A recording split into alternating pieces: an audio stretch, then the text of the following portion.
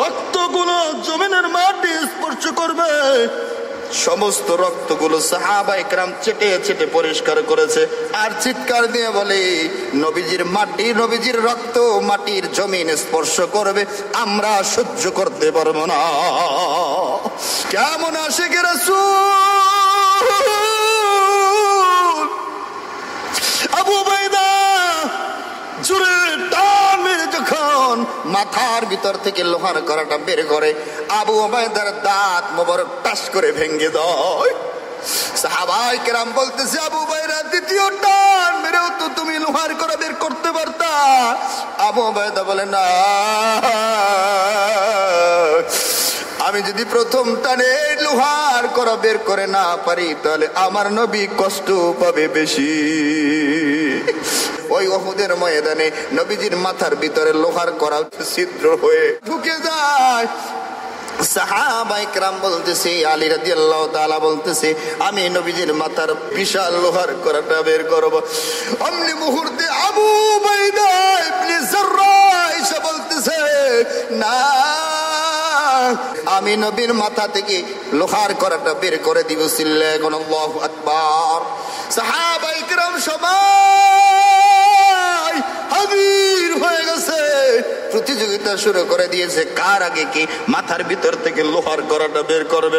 আরে মুমিন আল্লাহর গোলাম, এই নবীর উম্মতের দল, এই নবীর ভালোবাসা অন্তরের মধ্যে নাই, অথচ সাহাবায়ে কেরাম নবীর জন্য পাগল পারা, নিজের জীবনটা দিয়ে দেয়, নবীর একটা পশমের ক্ষতি হতে দেয় না। ঠিক কিনা কন?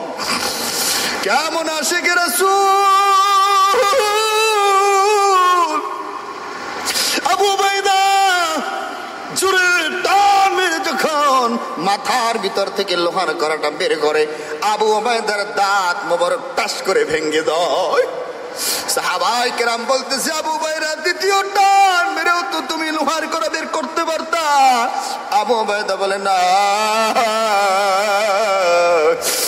আমি যদি প্রথম টানে লোহার কড়া বের করে না পারি তাহলে আমার নবী কষ্ট পাবে বেশি। নবীজির মাথার ভিতর থেকে লোহার কড়াটা বের করতেছে, বের করা হয়ে গেল। প্রথম টানে যখন বের হয়ে যায়, এত শক্ত লোহার কড়া নড়ে না, মাথা নড়ে। তার মানে তারপরেও কত মুহাব্বত, কত ইশক, কত ভালোবাসা দিয়া টান মেরেছে বলুন তো।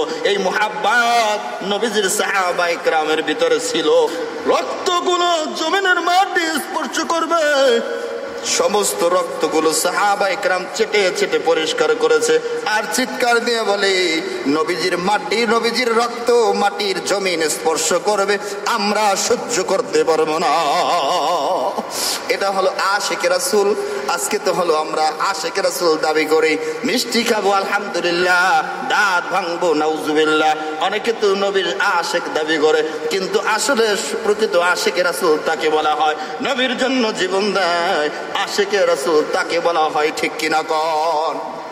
জীবনটা আমি আল্লাহর জন্য দিয়ে দেবো। সাহাবায়ে কেরাম কার জন্য দিয়ে দিয়েছেন?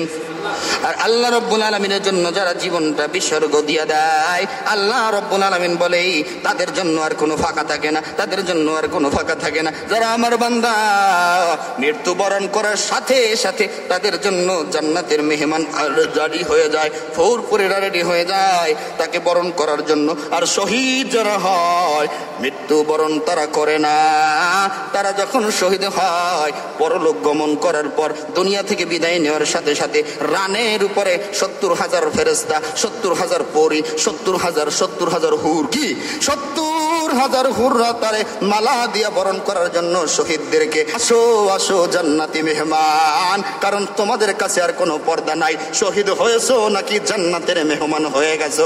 তাদের জন্য আল্লাহ রাব্বুল আলামিন রেশমি পোশাক পরিধানকৃত হুরিদের ব্যবস্থা করে দেয়।